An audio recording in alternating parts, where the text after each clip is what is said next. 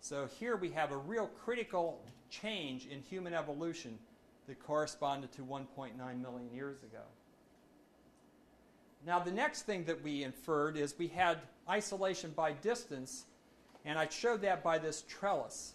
Okay, so that here we have populations in Africa, Southern Europe, Southern Asia, and we indicate this trellis-like relationship to them. Notice there's no tree here at all. So that's another issue. A population can have populations that are genetically differentiated by isolation by distance, yet no tree-like structure.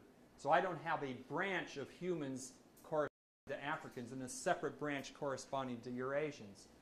They're different, but they're genetically interconnected by a trellis. And that's actually the real multi-regional model, as proposed by Weidenreich. And actually, Dobzhansky wrote a paper in 1944 that pointed out the whole myth of parallel evolution was not applicable to Weidenreich's model of multi-regional evolution, which is interesting because it's now almost automatically equated to a parallel evolution model.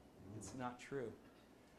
So anyway, so you had this, and once again, the reason was the Sahara was not always this great barrier, at least not on the time scales that I'm talking about. So if humans could get out of Africa, it's not surprising they could go back in. Okay, it's not a one-way gate. So humans were going back and forth on the savanna habitat. And that's why we established with 95% confidence gene flow going back to 1.5 million years ago. So now we have this distribution here of Homo erectus. Now the next thing we see is the second out of Africa expansion event, which corresponds paleoclimatic to a second episode of this savanna greatly expanding in the Sahara region, but it's also supported by the archaeological record. John Relaford has done an analysis of actually a lot more data than shown here, and he shows that at this time point there was another significant change in the rate at which the human brain was growing relative to body size. And that corresponds right to this time point here that we dated molecularly. The other thing is we had a new stone tool culture that arose first in Africa and was confined to Africa for a long time and then suddenly spread out all the way into Eastern Asia. And guess when it spread? Right here. So once again, the molecular genetic data, the paleoclimatic data, the archaeological data, and the fossil data are all concordant with one another on this issue. Okay, now one hypothesis that's been around in the anthropological literature is that this population where this new stone tool culture, they came out with these big axes and all that, and they killed off everybody. It's a very dramatic view of evolution. Okay, so did these people come out of Africa with this new, so they had these things, and these other guys had these little choppers. Okay, so which weapon would you like? I don't know. So anyway, did they come out and they spread this culture by killing off all the people they encountered? Or did, in fact, they come out into the culture and genes spread? That is, there was interbreeding, and the culture spread by a combination of cultural diffusion and contact and interbreeding. Okay, so that's the big issue. Did we have an out-of-Africa replacement here, say, 600, 700,000 years ago? Okay, well, here we can use one of the weaknesses of the coalescent approach. The coalescent approach starts with the current array of variation, and it looks back in the past. And that means if you had a population in the past that went totally extinct, you couldn't see it in your modern day gene samples. It wouldn't exist.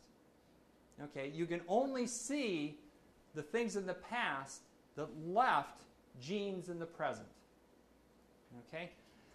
And so if replacement had occurred so that there was no Eurasian population really, in terms of the modern gene pool, older than, say, 700,000 years ago, we should see no genetic signatures of events in Eurasia that are older than 700,000 years ago.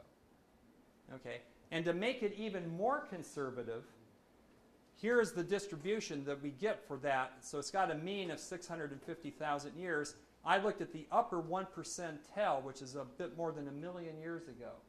So I will ask them even more conservative a question. So I'm 99% sure this is older than this expansion event. Can we detect any events that are significantly older than this? And we can test that with those same likelihood ratio hypotheses.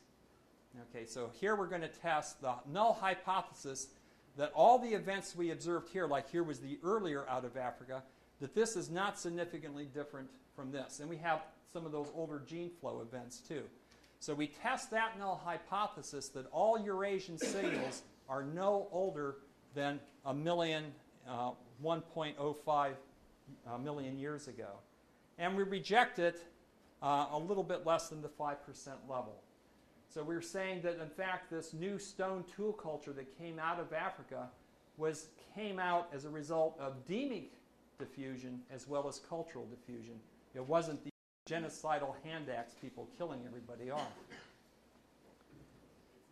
Okay, now, after this second out of Africa expansion, the trellis continues because now we're actually 99.99% confident using that cross-validation procedure that after this expansion event that there was gene flow characterized by isolation by distance between Africans and Eurasians. So now we're really confident of genetic connections between Africa and Eurasia. And then the third event the next event is the third out of Africa expansion that we molecularly date to roughly 100,000 years ago. Okay, and this is also consistent with the spread of many anatomically modern traits that first appear in Africa and then stay in Africa for a while and then begin to expand out of Eurasia at this time. So, for example, if you look in the recent fossil data, the first evidence of getting out of sub-Saharan Africa are these sites here, where here they have human fossils that have many of these modern anatomical traits that date to about 120,000 years ago. Moreover, here there's extensive archaeological remains that show a coastal culture, and this was very important in allowing populations to spread, so that the cultural sophistication of these human populations was much greater than people previously believed before these studies were done.